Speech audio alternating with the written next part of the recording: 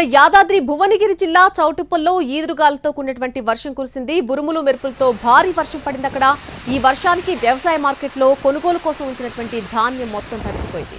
గాలివానకు ధాన్యం కుప్పలపై కప్పినటువంటి టార్పాలిన్ కవర్లు కూడా ఎగిరిపోయాయి. ధాన్యం తడిసిపోవడంతో రైతులు ఆందోళన చెందుతున్నారు.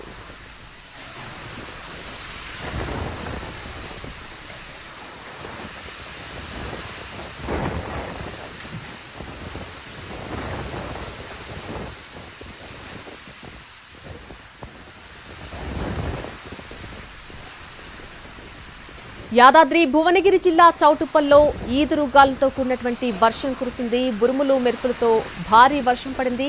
ఈ వర్షానికి వ్యవసాయ మార్కెట్లో కొనుగోలు కోసం ఉంచినటువంటి ఆ ధాన్యం మొత్తం కూడా తడిసిపోయింది. గాలివానకు ధాన్యం కుప్పలపై కప్పినటువంటి టార్పాలిన్ కవర్లు ఎగిరిపోయాయి. ధాన్యం తడిసిపోవడంతో రైతులు ఆందోళన వ్యక్తం చేస్తున్నారు.